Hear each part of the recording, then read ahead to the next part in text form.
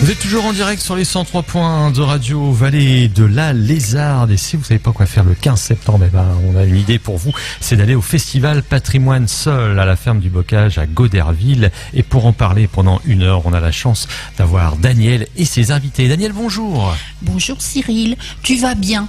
Écoute, très bien. Bon. Passé un bon été. T'as passé un bon été? Oui, mais enfin, les auditeurs, ils écoutent pas RVL pour savoir ça. On va leur parler du patrimoine sol. Exactement. Alors donc, bienvenue à Marjorie Lambert. Soudainement, c'est dur à dire. Marjorie, elle est chargée du projet Festival Patrimoine Sol. Elle est conjointe d'agriculteur, donc normalement bien placée pour parler d'agriculture. Et elle n'est pas venue toute seule, elle est venue avec monsieur Eric Schmitt. Moi, je suis un peu impressionnée du titre. Vous avez tort. Donc Eric, il est directeur général de l'Institut de l'agriculture durable. Donc c'est beau comme titre, hein. Surtout, plus que beau, il faut voir ce que ça recouvre. Ça recouvre des notions importantes. C'est vouloir une agriculture qui soit environnementalement vertueuse, mais qui soit économiquement efficace, parce que les agriculteurs puissent vivre de leur activité, c'est quand même très important. Et puis qu'elle soit également socialement valorisante pour les agriculteurs. C'est un peu ce qu'on appelle la troisième voie, l'agroécologie, si vous préférez. Ça regroupe combien d'agriculteurs ? Alors, il y a des membres adhérents de l'Institut de l'agriculture durable. Ils sont 88, et le président de l'Institut de l'agriculture durable est lui-même un agriculteur breton.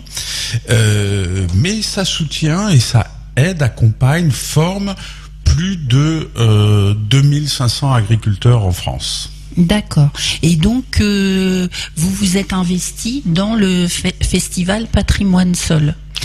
Alors tout naturellement, puisque je suis voisin de Marjorie, parce que la particularité de l'Institut de l'agriculture durable, c'est d'être localisé partout en France, parce que les agriculteurs sont partout.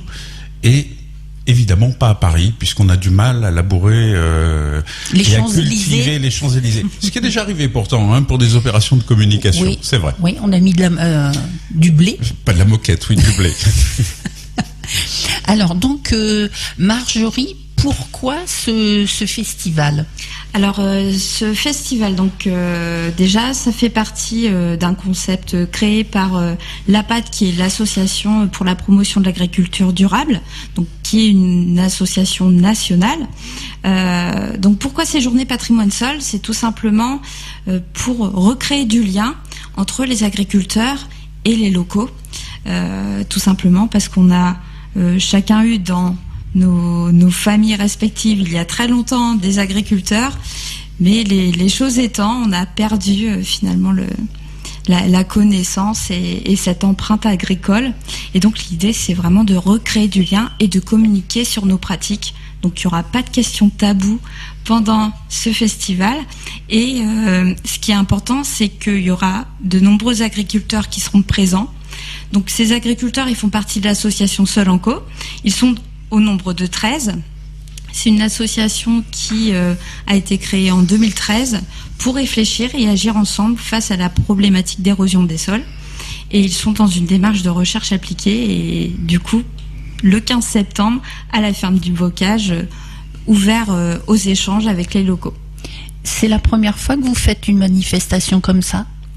Alors, à la ferme du Bocage, oui, c'est une grande première. C'est important pour nous parce que il y a plus de 30 ans, mon beau-père, qui était agriculteur, récemment à la retraite, a, avec beaucoup de courage, changé ses pratiques en percevant des grosses problématiques d'érosion des sols. Et c'était pas courant d'arrêter la charrue. Et de lui-même, il a décidé d'abandonner cette pratique-là pour améliorer ses taux de matière organique et préserver son sol. Et l'objectif de préserver le sol, oui, c'est de se nourrir. C'est pas seulement de le considérer comme un support en fait de production, mais clairement comme un support de vie, j'ai envie de dire. Le préserver. de le préserver, parce que l'ambition de notre famille, et je pense de nombreux agriculteurs, c'est de transmettre aux générations futures des terres indemnes. Donc c'est important quand on sait qu'aujourd'hui, aujourd'hui tous les 5 ans à peu près, on perd un département de terres riches pour nous nourrir. Et c'est d'autant plus important que la population a augmenté en 50 ans, on a gagné un tiers des Français. Donc aujourd'hui, on est dans un contexte où on est face à l'urbanisation, ce qui est légitime face à nos besoins, mais également avec des attentes en termes de consommation, une consommation qui va être plus éthique, plus durable, plus respectueuse de l'environnement. Et ce qui nous manque aujourd'hui en tant qu'agriculteurs, c'est d'aller. Donc, on est accompagné heureusement par des structures pour nous organiser, parce que agriculteurs, finalement, on est souvent tout seul sur notre exploitation et on peut vite s'isoler. Donc, c'est important d'avoir des associations comme Solenco qui prennent ces risques, parce que c'est vraiment un risque de leur part de rentrer dans cette démarche de recherche appliquée, de remettre en question c'est pas les valeurs, mais plutôt les pratiques ancestrales de labour. Donc voilà, et ça, ils le font ensemble, ils le partagent pour être plus forts et pour répondre à la demande aussi, aux attentes des populations. Est-ce que cette démarche-là, Eric, elle est plus développée en Normandie ou dans d'autres régions de France ? Elle est développée, alors plutôt sur l'arc atlantique, c'est-à-dire effectivement en Normandie, mais également beaucoup en Bretagne, Vendée, Pays de Loire, et ensuite sur une diagonale qui irait de Bordeaux à Toulouse. Effectivement, la vallée rhodanienne est moins sensible à ce type de problématique et continue à travailler beaucoup avec la charrue. Mais je voudrais revenir sur les propos de Marjorie, en disant d'ailleurs que ses propos sont parfaits et qu'on pourrait finir l'émission sur ce qu'elle a dit. On va quand même continuer un petit peu. Ce qui est important, effectivement, et je salue l'initiative qu'elle conduit avec son époux Joseph, qui est agriculteur, à la ferme du Bocage, c'est recréer le lien social. Ça, c'est fondamental. Parce que lorsqu'on parle d'agriculture, on parle de quelque chose comme si c'était en dehors de nous. Comme on parlerait d'un fabricant de voitures. Mais on ne sait pas ce qu'il y a dedans. Et donc on va tenir l'agriculteur pour responsable de tous ses propres maux. Et parce qu'on a brisé ce lien avec l'agriculteur. Le salon de l'agriculture, c'est presque devenu un zoo, une réserve gardée où on vient regarder des vaches, des poules, etc. Mais on ne sait plus ce que c'est un agriculteur. Alors que il y a 50 ans, les agriculteurs, ils étaient dans la vie de la commune. Ils étaient maires, comme les instituteurs d'ailleurs. Et aujourd'hui, vous avez combien de maires qui sont agriculteurs ? Eh bien, de moins en moins. Et ce lien-là fait qu'ils sont de plus en plus isolés. Et l'expérience Solenco, en Normandie, qui a d'ailleurs fait des émules, parce que à partir de l'histoire Solenco, il faut savoir qu'il y a 8 groupes différents qui se sont créés dans le département. Eh bien, c'est sortir l'agriculteur de son isolement, et ce lien que moi je vis très régulièrement, parce qu'on se rencontre minimum une fois tous les 15 jours avec les 13 agriculteurs de Solenco, eh bien c'est essayer d'avancer vers des pratiques qui sont plus favorables à l'environnement, dans une meilleure compréhension et dans une meilleure harmonie avec l'environnement. Et ça, ce lien, c'est le dialogue, c'est les échanges, c'est l'expérience des uns et des autres qui va enrichir l'expérience collective. Et ça, c'est très important. Et c'est pour ça que en Normandie, Solenco est une très belle réussite. Et vous me demandiez si il y avait plus d'agriculteurs en Normandie qu'ailleurs. Dans cette démarche, oui, c'est quand même un des grands foyers, mais surtout, Solenco est un exemple que l'on cite au niveau national dans de nombreuses conférences. Très bien. Donc cette manifestation, vous voulez vraiment communiquer sur différents sujets? Alors, j'ai envie de dire, on va parler de l'agriculture en général, mais avant tout, c'est l'objectif principal, c'est que les gens puissent venir avec leurs questions, leurs curiosités. Leurs enfants, Surtout leurs enfants, et il y aura plein de sujets à aborder avec les enfants, des ateliers, on va faire du comptage de vers de terre, de la chasse aux insectes, on va parler du sol, de la biodiversité, des oiseaux qu'il y a sur la ferme, enfin beaucoup de choses. Et il y aura des concerts. Donc, Alors ça commence à partir de quelle heure? Alors, le site sera ouvert à 10h, mais ce qui est intéressant dans ce qui a été prévu avec l'association, c'est qu'on programme des balades commentées, donc au départ de Goderville ou de la ferme, dans l'objectif principal de redécouvrir l'aménagement du territoire. On parlait d'urbanisation, les territoires ont énormément évolué et il faut savoir que plusieurs structures, avec bien évidemment le concours des agriculteurs, participent à aménager le territoire, notamment pour préserver les ressources en eau. Puisque, donc je l'ai dit tout à l'heure, on a des problématiques d'érosion qui sont très importantes en Seine-Maritime. Donc de là, on est obligé de bien travailler à cet aménagement pour préserver notre qualité de vie. Voilà. D'accord. Et alors, on pourra déjeuner sur le site? Bien évidemment. Là, vous aurez tout ce qu'il faut en termes de restauration, de buvette. Les produits du terroir, des produits du terroir locaux. Et le matin, si vous allez sur le site Facebook, sur la page Festival Patrimoine Sol, vous pourrez retrouver tout le programme, donc avec également un lien pour acheter vos places pour participer à un brunch fermier organisé par les lycéens du lycée agricole d'Yvetot. Donc beaucoup de liens avec l'extérieur. Il faut. Oui. C'est la source de ce projet. Et alors donc il y a aussi des groupes de musique locaux qui vont faire des manifestations, enfin des petits concerts. Oui, alors donc on aura Virginie Thierry, Rasputin, Aiden, Jave et les éphémères pour animer cette journée. Et entre deux, on a un certain nombre de partenaires qui sont présents, dont l'Institut d'agriculture durable, dont l'APAD, dont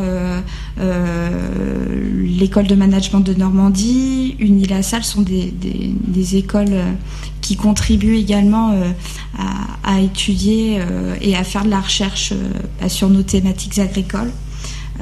Voilà, on a énormément de partenaires. Je vous incite vraiment à aller voir sur notre page Festival Patrimoine Sol.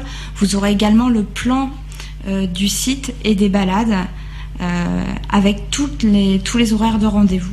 Très bien. On va faire une première pause musicale avec un groupe qui sera présent donc le 15 septembre au Festival Patrimoine Sol à la ferme du Bocage à Goderville. Tu as calé? C'est Aiden, le groupe Aiden, un groupe de Montivilliers. Voilà, avec le titre « Il était une fois ». Très bien.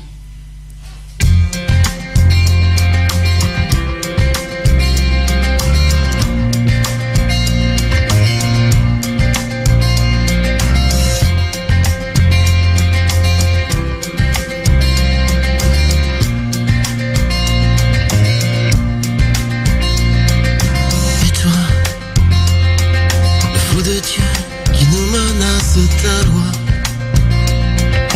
pourra percer nos cuirasses, crois-moi. La liberté ne fera face, mais toi, tu ne seras qu'un point qu'on efface, Lola. Thomas, il était une fois.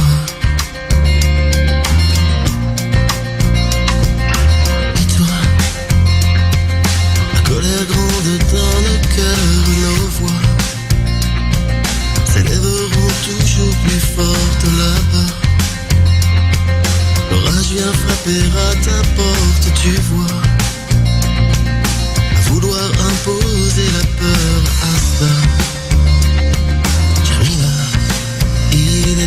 toi? Est-ce la lumière qui te gêne? Ou le froid républicain? Est-ce l'amour?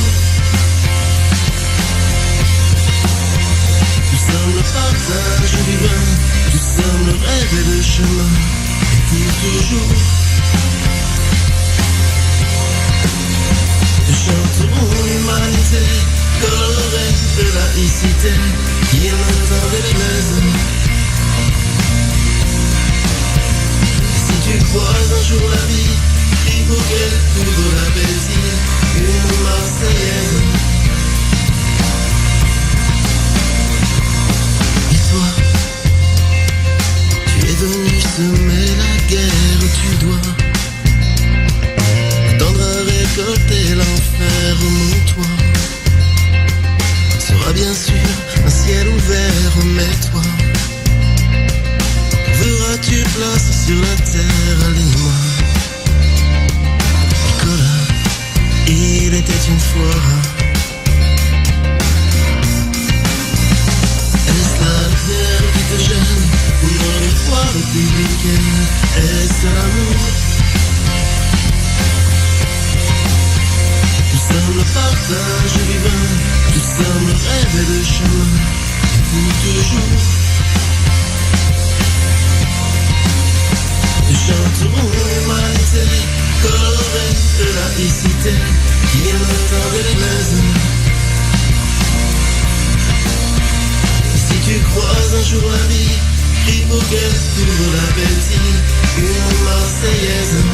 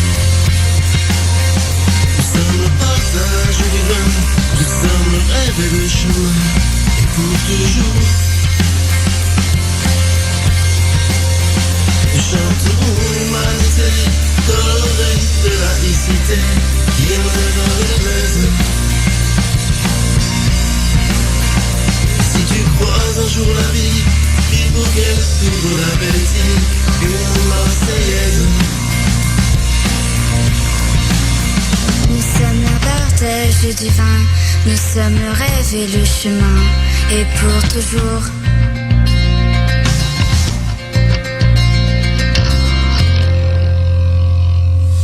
Voilà, viens à pied, en poussette, en calèche ou en vélo. Voilà, c'est ce qu'on vous propose pour aller au Festival Patrimoine Sol. Daniel, toujours avec ses invités. Oui, ça se passera à la ferme du Bocage à Goderville le 15 septembre. Donc nous avons le plaisir de recevoir dans nos locaux Marjorie Lambert. C'est quand faut que je dise le nom de famille, ça va pas. Si je dis Marjorie tout seul, ça va. Ça suffira. Ouais. Je suis pas bonne pour faire de la radio, moi. Donc, elle est chargée du projet. Elle est conjointe d'agriculteurs, donc impliquée pleinement dans le projet. Et elle est accompagnée d'Éric Schmitt, qui est le directeur général de l'Institut de l'agriculture durable, donc au niveau national. Une question. On a parlé de l'érosion dans le début de l'émission. Alors, l'érosion des sols, ça s'empire. L'incidence des inondations, il y a plus d'inondations, il y a plus de pluie. Alors, il faut savoir que les organismes de recherche en France, comme l'INRA, font une carte de l'érosion en France. Et sur cette carte, il y a un point qui est presque clignotant, c'est la Seine-Maritime, avec une très très forte érosion, qui s'explique par la texture particulière des sols en Seine-Maritime. Et il faut savoir que dans les épisodes pluvieux les plus intenses, alors on a eu quelques épisodes, il y en a eu cette année au mois de février, il y en a eu en 86 qui sont restés célèbres, et d'autres années, on peut perdre jusqu'à 85 tonnes de terre par hectare. La conséquence pour vous, pour moi, pour vos auditeurs, eh bien, ce sont des routes inondées, des routes boueuses qui vont devenir dangereuses, même quand l'eau s'est évacuée. Ça va être une mer qui va devenir marronasse, parce que toutes ces alluvions vont finir évidemment dans la mer. Et oui, c'est un énorme problème. C'est un problème pour l'agriculteur, mais c'est aussi un problème social, un problème environnemental. Et d'autant plus que pour recréer 1 centimètre de sol, il faut 150 à 1000 ans. Donc, Alors maintenant, c'est pas une fatalité. Et c'est bien ce que font les agriculteurs de Solenco et d'autres agriculteurs en Seine-Maritime et en France, je vous rassure. C'est pas les seuls, fort heureusement. Eh bien, il y a des règles. Où il y a des pratiques, c'est-à-dire ne plus perturber les sols, jusqu'à abandonner la charrue. Et puis, couvrir en permanence le sol. Qu'est-ce que ça veut dire, couvrir en permanence le sol? Ça veut dire qu'une fois que vous avez fait votre récolte, que vous avez récolté du blé, du maïs, du colza ou toute autre production, eh bien, immédiatement après cette récolte, vous allez ressemer des plantes. Et vous allez ressemer une multitude de plantes, c'est-à-dire 8 à 10, 12 espèces, juste après la culture. Et ces espèces vont grandir et vont couvrir le sol. Alors, on va semer sans avoir travaillé le sol? Exactement, oui. Alors, il y a des techniques, et c'est bien pour ça que les agriculteurs à Solenco se sont réunis pour échanger leur expérience, leurs pratiques. On peut le faire à la volée, et puis on peut le faire avec des semoirs spécifiques. Il y a un ensemble de techniques, et puis il faut savoir quelles sont les espèces que l'on va mettre. Alors, je vais presque faire un quiz pour vos auditeurs, mais on peut en citer beaucoup. Alors, il y a celles qui sont connues, vous avez la moutarde, le tournesol, mais derrière, il va y avoir de la veste, de la gesse, de la facélie, et tout un ensemble de plantes qui va couvrir le sol. Ça va faire un tapis végétal, parfois haut, ça peut monter jusqu'à 1 mètre, 1,20 m, voire plus. Et cette couverture, ça va agir comme une couverture. Protéger le sol de la pluie. Et si vous protégez le sol de la pluie, vous faites quoi? Eh bien, vous limitez l'érosion. Et c'est une des pratiques qu'on espère voir de plus en plus en Seine-Maritime, parce que elle permettra à ce que nos routes ne soient plus non pas inondées, parce que l'eau, de toute façon, il faut qu'elle sorte à un moment. Le problème, c'est pas l'eau, c'est l'eau qui entraîne la terre. Et puis, il y a quand même plus de surface goudronnée aussi. Ça, l'urbanisation des sols, c'est effectivement un problème. Et il est d'ailleurs assez dommage que ceux qui profitent de l'urbanisation des sols, parce qu'ils vont pouvoir rentrer chez eux sur une voie carrossable, eh bien, lorsqu'il y a de la pluie, de l'inondation, eh bien, on tienne pour responsable l'agriculteur. Alors que, franchement, le rôle de l'agriculteur, c'est de réduire ces terres qui sont entraînées par l'eau. Mais l'agriculteur contre l'eau, il y peut rien. Voire, bien souvent, il l'attend et il l'espère pour ses cultures. Et alors, cette démarche, est-ce qu'elle est aussi développée en Europe? Alors, ça, c'est une des questions qui est à l'origine de la création de l'Institut de l'agriculture durable.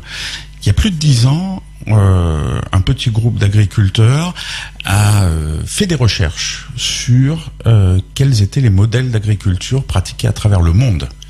Ce type d'agriculture que je viens de vous décrire, c'est-à-dire on ne travaille plus le sol et on le couvre en permanence avec plusieurs espèces, eh bien ça représente 55% au Canada, 35% aux États-Unis, c'est 80% au Paraguay, 80% en Argentine, 55% au Brésil, 1% en Europe et en France.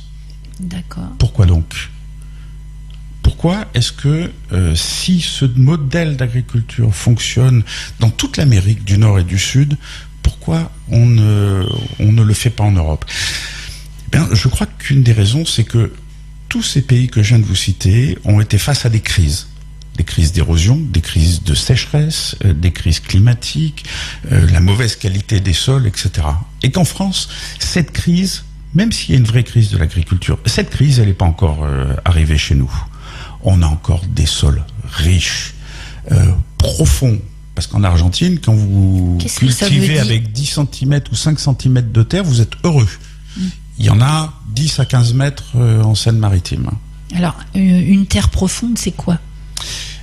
C'est la couche de terre arable cultivable entre la surface et la roche-mère. La roche-mère, c'est à un moment où vous allez rentrer sur la croûte terrestre, proprement dite. Et là, sur le rocher, sur la craie, etc., vous pouvez plus rien faire. Il y a plus d'outils possibles et rien ne pousse. Voilà, c'est cette épaisseur-là.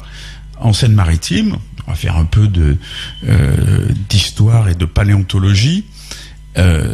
Les 5, 10, 15, parfois 30 mètres de terre sur la roche-mère, ça vient de l'ère quaternaire. C'est des éléments fertiles qui ont été déposés par le vent et qui s'appellent le loess.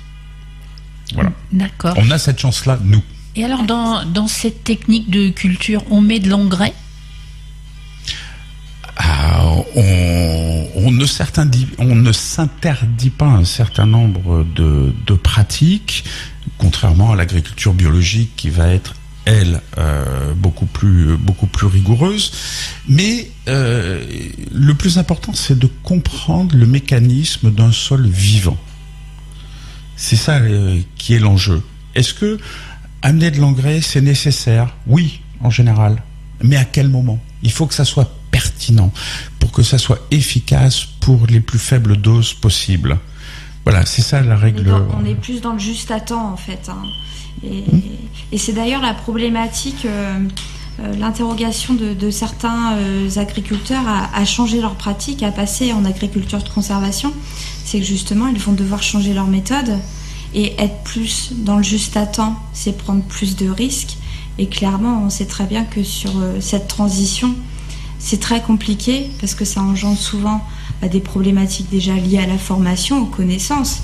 Il faut réapprendre, reprendre du recul, se délester des pratiques précédentes. Et observer. Et débriefer, et réessayer, et ne pas lâcher même quand les rendements ne sont pas bons. Or, quand les rendements ne sont pas bons, on sait qu'on, malgré tout, aujourd'hui, les exploitations agricoles, on parle d'exploitation agricole déjà. On est dans une logique d'entreprise avec des notions de rentabilité économique et financière. Donc, quand on connaît le contexte, en plus au niveau de l'élevage, dans notre secteur, ça veut dire que potentiellement ça peut freiner à un moment donné. Sur le juste à temps, parce que Marjorie a parfaitement raison et elle me complétera après, les agriculteurs de Solanco n'utilisent plus du tout d'insecticides. Et si jamais ils en utilisent, ça va peut-être être au maximum une fois tous les 5 ans parce qu'il y a une énorme invasion. Mais dans le juste à temps, Marjorie, voilà. Comment on pratique ? On observe, on regarde et on se dit, c'est pas parce que j'ai vu 3 insectes nuisibles que je traite. C'est exact. C'est comme si notre enfant a un rhume, bon, voilà, on va utiliser les remèdes de grand-mère. S'il a, la grippe, une grippe ou quelque chose de plus important, on va pas le laisser sans rien, on va agir. C'est le même principe, et c'est d'autant plus important d'agir. Alors oui, pour produire, pour qu'on puisse se nourrir, tout simplement, mais également pour qu'il n'y ait pas d'impact pour les voisins, également. Pas que pour les voisins, pour son propre sol. Également. Parce que c'est le capital de l'agriculteur, le sol. C'est vraiment ce qu'il a de plus grande richesse. Et il faut qu'il le protège, et c'est ce sol vivant, en le reconstituant, en le faisant vivre, qu'il va pouvoir améliorer sa productivité, améliorer ses rendements, avoir un statut économique peut-être plus confortable. Voilà, tout ça c'est un ensemble d'entreprises, de facteurs qui contribuent à une entreprise, comme le disait Marjorie. Et dans l'agriculture de conservation, ce que je perçois, c'est que les agriculteurs sont plus alignés avec leurs valeurs, se réapproprient leur métier. Parce que, faut savoir quand même que la transmission agricole, on nous transmet. Hein, vraiment, le mot il est important. Hein. C'est-à-dire qu'on reçoit, alors oui, des terres, etc., mais aussi une histoire, des pratiques. Donc agriculteur, la charge elle est quand même assez importante parce on détient le passé, on a le devoir de le faire vivre, on doit nourrir le présent et puis également s'assurer qu'on va pouvoir nourrir une population en croissance dans l'avenir. Donc le challenge il est énorme, sachant qu'il y a de moins en moins d'agriculteurs. Bien sûr, mais est-ce raisonnable pour un jeune de se lancer dans l'agriculture ? Il est certain que c'est un métier passion et un métier de conviction, voilà, qui doit être assumé. Sinon, effectivement, il peut y avoir des désastres. Mais alors moi, ce que je peux dire, c'est que je ne viens pas du milieu agricole. Donc, mais réellement, c'est un domaine qui est étonnant, où on apprend tout le temps. Et ce qui est bien dommage, c'est qu'on s'est détourné de ces métiers-là. Et je pense que c'est important d'avoir bien les pieds sur terre. Et le fait de travailler avec la nature permet vraiment de prioriser les choses importantes pour chacun et de revenir à l'essentiel. Et c'est là la problématique qu'on a dans l'agricole, c'est qu'on ne vit pas au même rythme que tout le monde. Oui, puisqu'on vit au rythme de la nature. C'est d'ailleurs pour cela qu'aujourd'hui, les agriculteurs de Solanco n'ont pas pu se déplacer. Bah oui, alors qu'est-ce qu'ils font exactement aujourd'hui ? Ils enroulent du lin et ils sèment. Voilà, tout simplement. Parce qu'il faut savoir quand même qu'on a la chance aussi en Seine-Maritime, c'est qu'on est la première région productrice mondiale d'un lin de qualité reconnu, et que le 15 septembre, à la ferme du Bocage, vous aurez la possibilité de rencontrer les coopératives partenaires qui vous présenteront la culture du lin. Oui, puis ça se développe de plus en plus. Parce que nous avons une agriculture de qualité.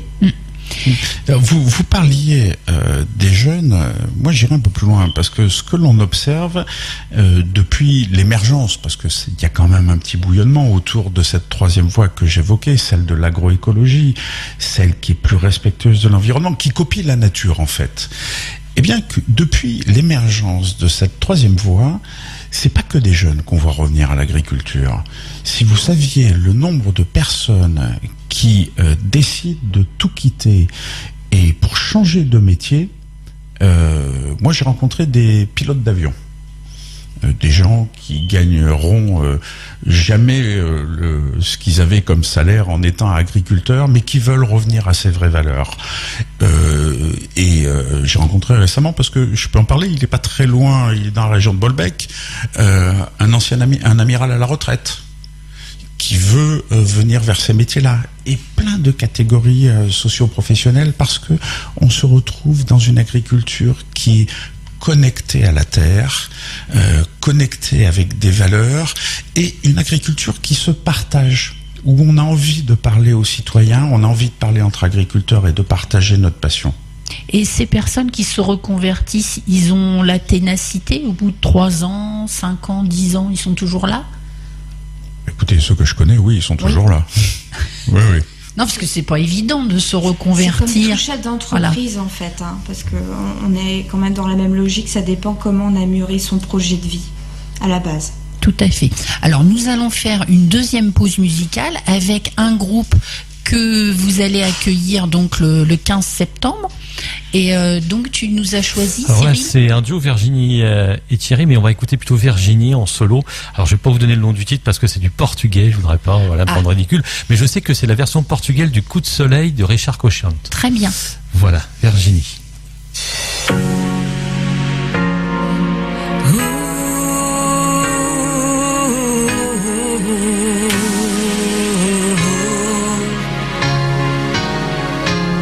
Apaixonei por teu olhar,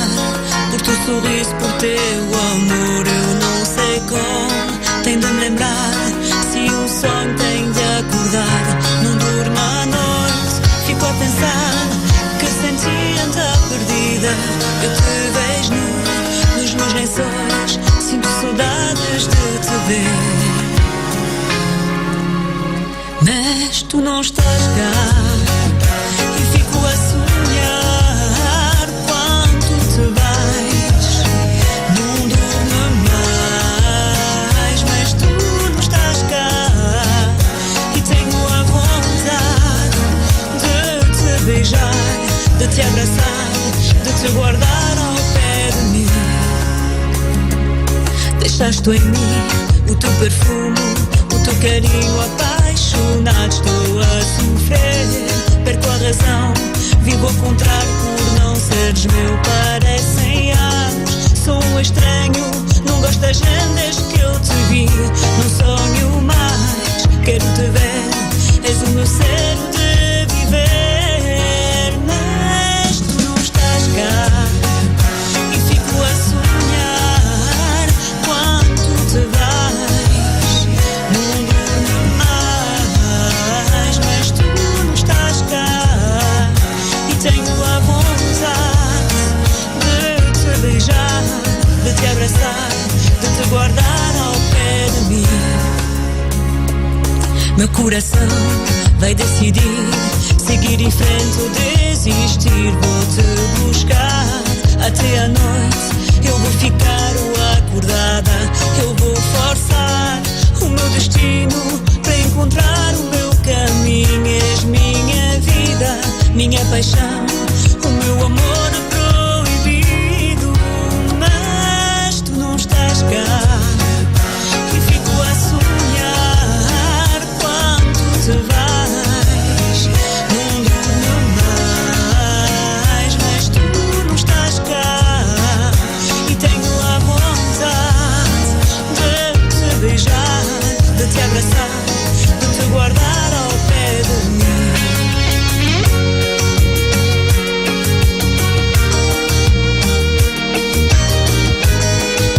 Mas tu não estás cá.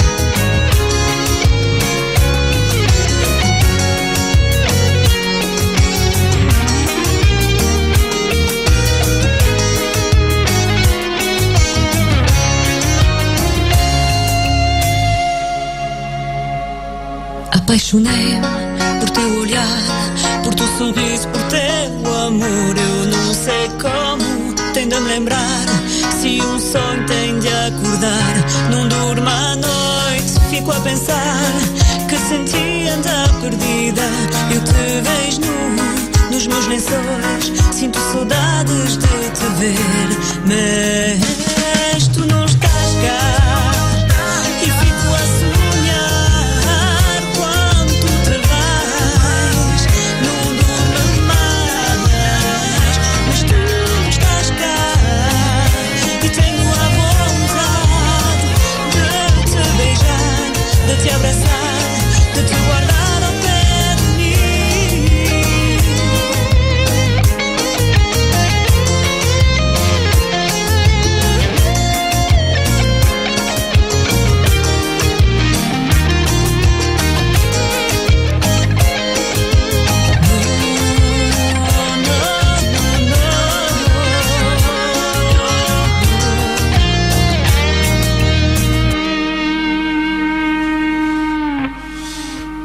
Festival Patrimoine Sol, ferme du Bocage à Goderville, le 15 septembre. Daniel, toujours en direct sur RVL avec ses invités.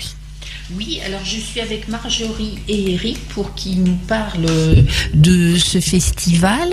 Vous m'avez parlé de carbone vert. C'est quoi ça, le carbone vert ? Alors le carbone vert, le carbone, avant de parler du carbone vert, le carbone, c'est l'élément fondamental de la vie sur Terre. S'il n'y a pas de carbone, il n'y a pas de vie. Donc ce carbone, aujourd'hui, c'est devenu un problème. Eh bien parce qu'avec notre industrie, avec nos pratiques, avec les énergies fossiles que nous brûlons, eh ben nous créons du CO2 que l'on va relâcher dans l'atmosphère, et c'est ça qui est responsable des changements climatiques que l'on subit aujourd'hui. L'agriculture, elle peut elle aussi produire du CO2 si on laboure, si on a beaucoup de tracteurs, si. Mais l'agriculture, elle peut faire l'inverse. C'est-à-dire qu'elle peut lutter contre ces changements climatiques parce qu'elle va stocker du carbone dans les sols. De façon toute simple, pour se nourrir, pour grandir, les plantes absorbent le CO2, c'est-à-dire le gaz carbonique, et relâchent de l'oxygène, des nutriments, etc. et va stocker ce carbone dans les sols. C'est-à-dire qu'au lieu de devenir cette nappe polluante noire qui surnage au-dessus de nos grandes villes, eh bien, ce carbone dans les sols, brutalement, il devient vert parce qu'il est source de vie, parce que ce carbone qui va être dans les sols, eh bien, c'est la nourriture de toute la biodiversité qui, elle, va fabriquer la fertilité, qui va permettre à la plante de grandir, d'avoir de beaux épis de blé, de beaux colzas, etc. Alors, la biodiversité, c'est quoi ? La biodiversité, elle est grande. C'est l'ensemble du règne vivant qui nous entoure. Alors, dans un champ, ça peut être des animaux importants. Ça peut être les sangliers, qu'on n'aime pas trop, parce qu'ils font quand même beaucoup de ravages.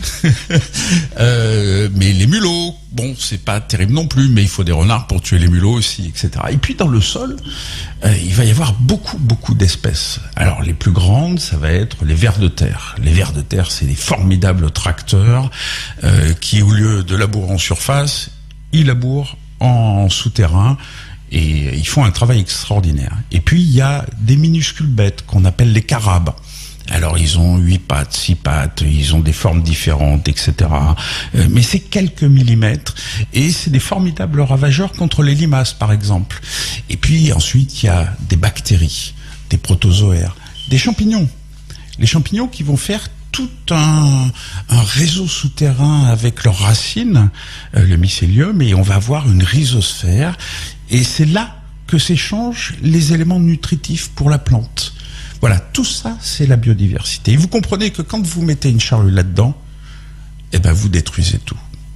On casse le cycle, en fait. Et c'est pour ça que chez nous, c'est important. Alors, je vois à la ferme du Bocage, on a planté plus de 5000 arbres et arbustes en 10 ans. Ça nous a permis d'avoir plus d'oiseaux, et notamment des rapaces. Alors je m'explique, en agriculture de conservation, on a tellement de biodiversité que du coup on a plus de mulots. Sauf que ça, pour nos cultures, on n'aime pas trop. Et aujourd'hui, avec l'adhésion des rapaces, donc du faucon cresserelle, de la chouette, de la chevêche, on a moins de ravages, justement, grâce à ce cycle naturel. On a des buses aussi. Donc, du coup, là, après le lin, on va mettre également des perchoirs. Donc, on le fait déjà depuis quelques années. Et du coup, ça permet d'avoir des solutions naturelles. Voilà. Et alors, vous, tous les deux, vous avez suivi des études agricoles. Cette troisième voie indiquée par Eric, elle n'est pas du tout évoquée dans le système éducatif. Bon, vous m'amusez beaucoup parce que vous m'obligez à dévoiler quelque chose. Oui, il y a un certain nombre d'années, j'ai fait des études supérieures, des grandes écoles. Et puis je suis titulaire de mon bac professionnel agricole depuis le mois de juin dernier. D'accord. Voilà. Donc là, je peux vraiment vous répondre parce que j'ai vécu ces cours il y a à peine quelques mois et je peux vous dire que cette troisième voie, elle commence à être abordée assez maladroitement. Parce que le problème, et c'est pour ça d'ailleurs que les agriculteurs comme Solanco se mettent ensemble, c'est que au lieu d'appréhender le sol comme un simple support sur lequel va pousser la plante, vous êtes obligé d'appréhender le cycle du carbone, le cycle de l'azote, la biodiversité, je vais m'arrêter là parce que après je vais rentrer dans des terminologies qui sont un peu compliquées, les taux de matière organique, etc., etc. C'est un véritable système qu'il faut comprendre et c'est pour ça qu'il y a encore beaucoup à faire, beaucoup à apprendre. Et effectivement, il faut changer, c'est ce qu'il y a de plus dur. Marjorie parlait des agriculteurs qui sont dans une agriculture conventionnelle et qui ont du mal à basculer vers cette troisième voie, parce qu'il faut changer complètement son mode de raisonnement et son mode de fonctionnement. Il faut mettre les choses à la poubelle et dire je suis devant quelque chose de beaucoup plus grand, qui me dépasse, mais avec lequel je vais essayer de travailler. Et on a quand même des organismes aujourd'hui qui aident du coup les agriculteurs, des organismes et écoles. Justement, on a besoin de se reformer régulièrement. Et notamment l'école d'ingénieur en agriculture. Donc moi je suis ingénieur en agriculture, mais à l'époque on l'abordait pas, on abordait les couverts, mais là réellement on voit qu'il y a une vraie transition, et c'est là que c'est intéressant de continuer d'avoir toujours un pied avec les formations, l'école et les nouvelles générations qui elles perçoivent les choses complètement différemment. Et d'ailleurs, toujours le 15 septembre, vous pourrez voir les travaux de recherche, parce que UNILASAL, ils sont du coup, ils réalisent également des recherches. Donc vous pourrez visualiser ces résultats sur le site à la ferme du Bocage. Oui, alors on vous écoute depuis à peu près 3/4 d'heure, c'est passionnant, mais qu'est-ce qu'on pourrait dire d'autre pour inciter les auditeurs à venir vous voir? Laissez-vous conduire, laissez-vous surprendre, soyez étonnés.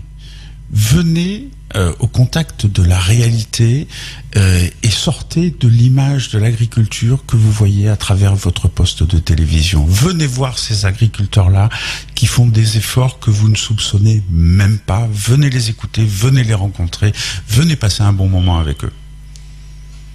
Je pense que Eric a très bien parlé. Ce qui est important aussi, c'est que aujourd'hui, le monde agricole a une bonne image quand on parle de circuit court, tout simplement parce que les agriculteurs sont en permanence en contact avec les gens. Sauf que les agriculteurs qui transforment leurs produits ne représentent pas la majorité. Pas encore, du moins. Et c'est important, via cette journée, justement, d'avoir contact avec les locaux pour montrer qu'on produit la même façon comme les gens qui sont en circuit court, les matières premières, le blé, le colza, les betteraves sucrières. Voilà, donc venez à notre rencontre, on sera à votre disposition, et si vous avez des questions, aucun problème, on y répondra avec plaisir. Alors, il y a des choses quand même aussi pour attirer les enfants. Il y a des balades à poney. Alors, on va avoir des balades à poney. On a le centre équestre d'Anouville-Vilménil qui va venir avec ses Shetland. On a également des calèches qui seront présentes. On a également le Crédit Mutuel qui propose un stand de maquillage dès 14h, ou encore des dessins, en fait. Je vois animation créer son nid à 10h30. Voilà, l'idée c'est de se mettre dans la peau d'un oiseau et de voir comment on peut créer son nid avec les matériaux qu'on a sur place. Voilà, ou alors avec de la récupération, parce que c'est faisable également. Et puis après, il y a aussi qu'est-ce qu'on fait de la matière première, parce que mettez la main à la pâte à 16h, il y a les boulangers qui sont là. Alors oui, donc ils seront là toute la journée. Ce qu'on a voulu retracer, alors on a fait une tentative, et c'est ça en fait l'agriculture aussi, c'est avoir des projets, avoir des échecs, puisque on voulait pour cette journée faire une baguette vraiment locale, spéciale, parce que on a la même problématique avec finalement avec les artisans. Hein. Vous prenez un boulanger, il voit pas forcément son producteur, il connaît pas son producteur de blé. Un boucher, c'est la même façon, hein, il sait plus acheter sur pied. Voilà, donc on a vraiment perdu le lien, et on a besoin sur toute la chaîne de transformation de recréer ce lien. véritablement. Et donc du coup, on aura la boulangerie Saveurs et Tradition avec Nicolas et Laetitia Bocquet qui vont proposer une animation autour du pain. Et on aura également une exposition sur toute la filière. Et vous aurez possibilité également, grâce à un casque de réalité virtuelle, de vivre une moisson. Oh, attention, Voilà. c'est moderne. C'est moderne. Et on n'a pas fini avec la modernité, puisqu'on a une jeune entreprise qui s'appelle Effica, qui va venir de Nantes pour réaliser de la démonstration de drones, pour mettre en avant ces applications pour l'agriculture de précision. Puisque aujourd'hui il existe des solutions pour cartographier et du coup savoir où traiter. Voilà, donc du coup ça peut permettre de réduire considérablement les applications. Voilà. Et puis il y a moins technologique mais tout aussi efficace, puisque je parlais des vers de terre tout à l'heure. À 10h45 il faudra venir compter les vers de terre et essayer de les reconnaître. Je pense que alors ça peut faire sourire, mais il faut imaginer que les agriculteurs de Solanco le font eux-mêmes. Pour connaître un peu la biodiversité de leur sol, et qu'il y a des façons quand même qui sont ludiques, parce que quand on compte les vers de terre, on s'amuse beaucoup entre nous. Je vais vous raconter en 2 mots parce que c'est très drôle. Vous dessinez un carré de 1 mètre carré au sol, et puis vous prenez un arrosoir dans lequel vous allez mettre un pot de moutarde, que vous allez diluer, un pot de moutarde de 250 grammes. Voilà. Et vous allez arroser votre mètre carré. Et la moutarde, en rentrant dans le sol, ça chatouille les vers de terre, ça les gratte, et hop, ils remontent à la surface, et donc on les attrape, on les compte. Et puis il y a 3 différentes grandes catégories de vers de terre, donc pour savoir s'ils sont en surface ou très en profondeur. Voilà, et il faut apprendre à les reconnaître. C'est un outil de mesure de nos pratiques, parce qu'on a besoin aujourd'hui, on entend plein de choses sur l'agriculture, maintenant on a besoin de mesurer. Et c'est en ça, notamment, le label carbone vert, ça sert à ça aussi, c'est avoir des indicateurs pour mesurer. Et donc, si on revient au niveau des vers de terre, on peut voir en fonction de nos pratiques et des cultures qu'on met en place, si ça favorise ou non leur présence et leur développement. D'accord. Mais ça veut dire qu'il faut prendre le temps. Donc, une fois de plus, agriculteurs, on a investi du temps pour faire ça. Et on n'a pas forcément.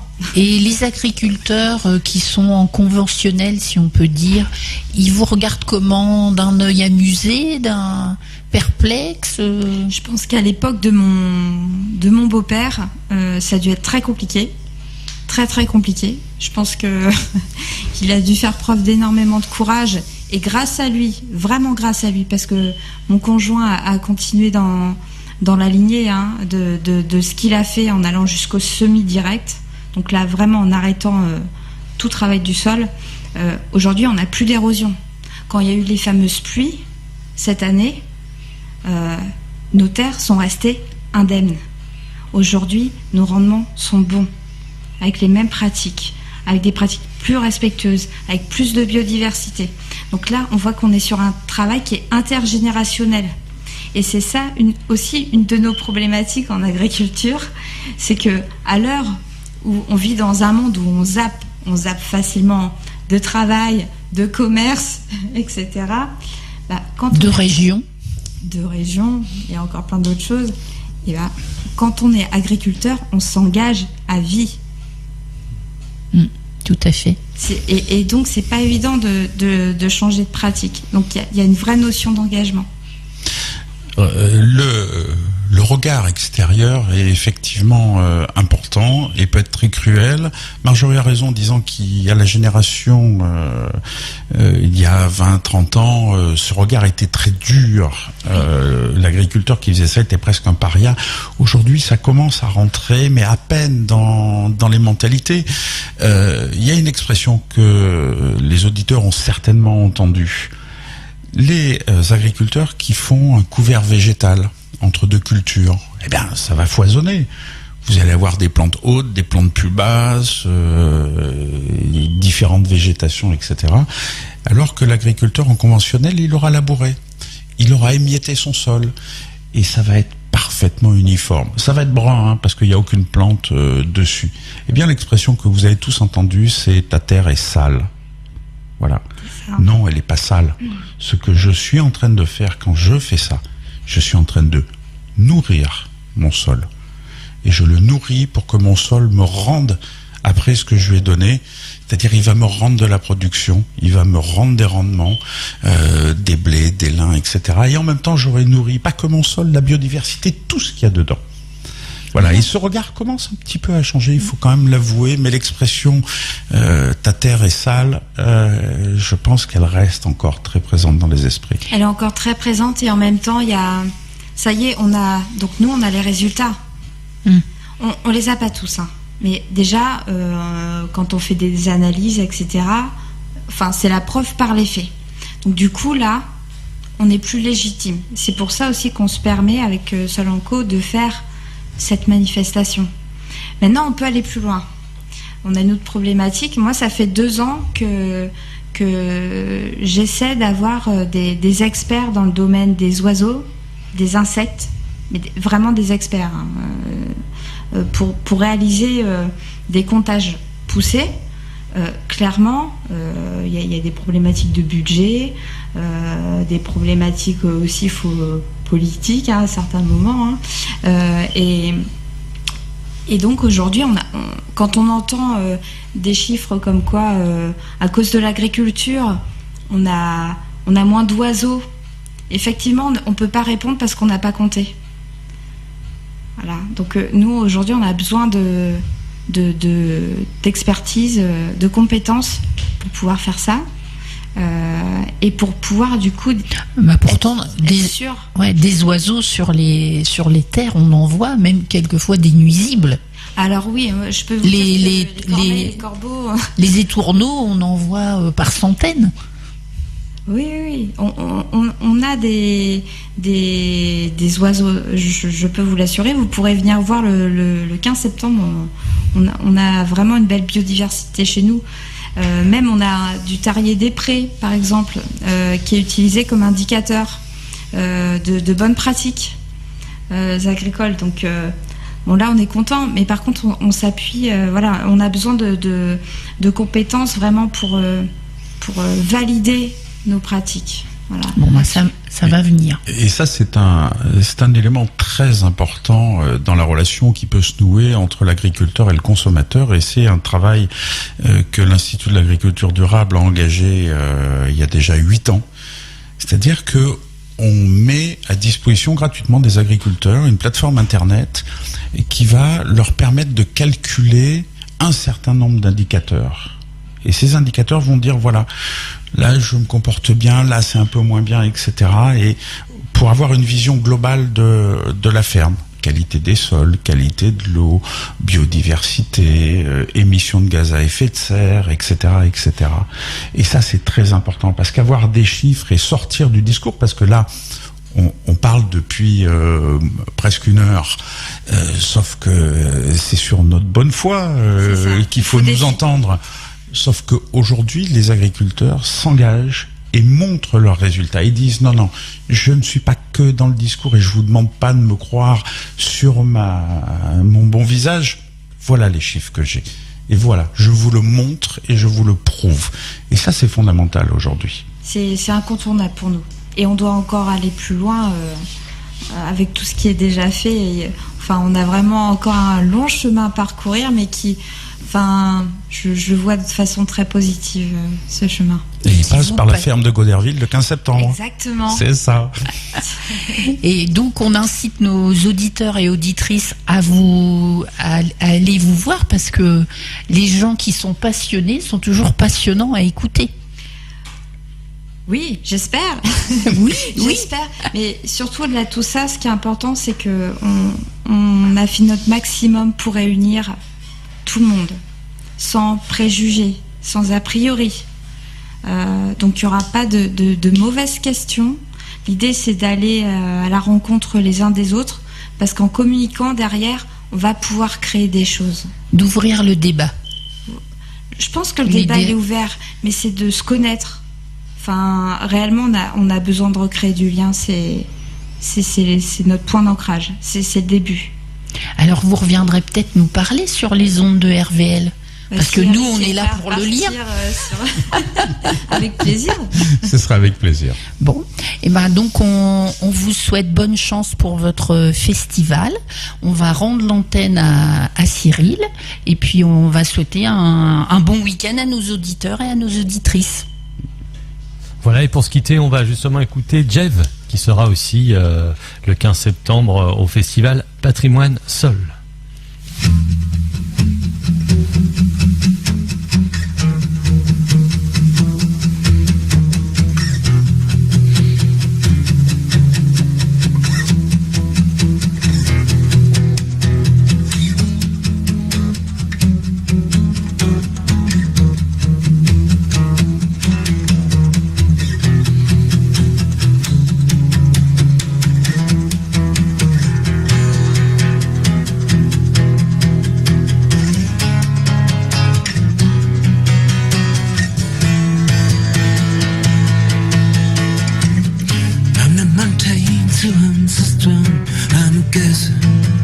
Just a waterfall, I'm perverting.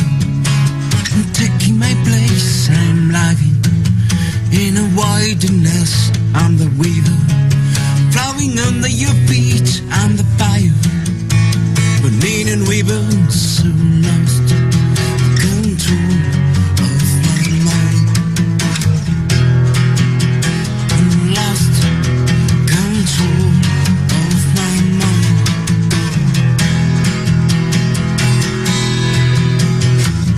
Do you feel in my breast? I deafen my earth. Deepen myself to my body last breath. I'm your anguish, so I'm your fears. I'm the wind blowing in my ears. I'm temptations. I'm your saline soul.